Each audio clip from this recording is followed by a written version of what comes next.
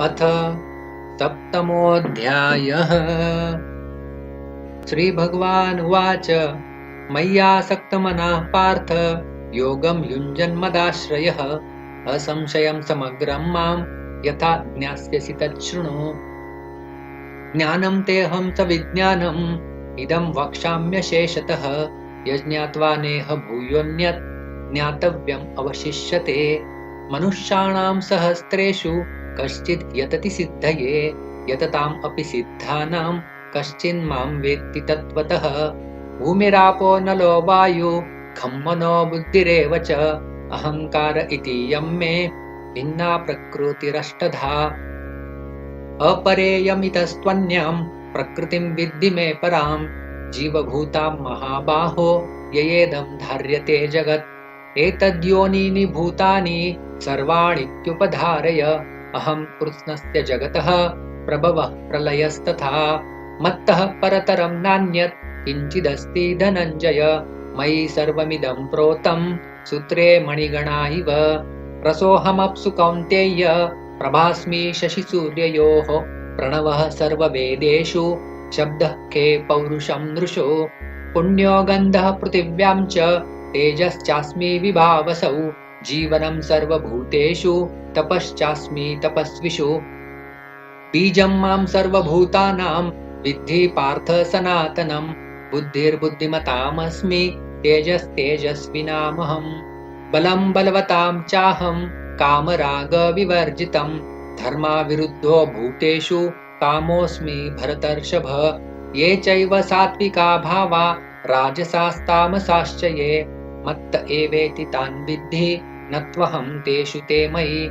त्रिभिर्गुणमयैर्भावैरेभिः सर्वमिदं जगत् मोहितं नाभिजानाति मामेभ्यः परमव्ययम्। दैवी ह्येषा गुणमयी मम माया दुरत्यया मामेव ये प्रपद्यन्ते मायाम् एतां तरन्ति ते। न मां दुष्कृतिनो मूढा प्रपद्यन्ते नराधमाः मायया अपहृतज्ञाना आसुरं भावमाश्रिताः। चतुर्विधा भजन्ते मां जनाः सुकृतिनोऽर्जुन आर्तो जिज्ञासुरर्तार्थी ज्ञानी च भरतर्षभ। तेषां ज्ञानी नित्ययुक्त एकभक्तिर्विशिष्यते प्रियो हि ज्ञानिनोत्यर्थम् अहं स च मम प्रियः। उदाराः सर्व एवैते ज्ञानी त्वात्मैव मे मतम् आस्थितः स हि युक्तात्मा मामेवानुत्तमां गतिम्।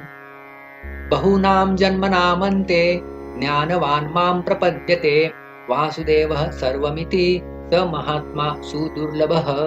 कामैस्तैस्तैर्हृतज्ञाना प्रपद्यन्त्यन्यदेवताः तं तं नियममास्ताय प्रकृत्या नियता स्वया। यो यो यां यां तनुं भक्तः श्रद्धयार्चितुमिच्छति तस्य तस्याचला श्रद्धां तामेव विदधाम्यहम्।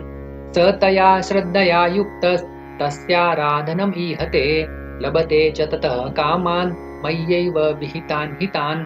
अन्तवत्तु फलं तेषां तद्भवत्यल्पमेधसां देवान् देवयजो यान्ति मद्भक्ता यान्ति मामपि।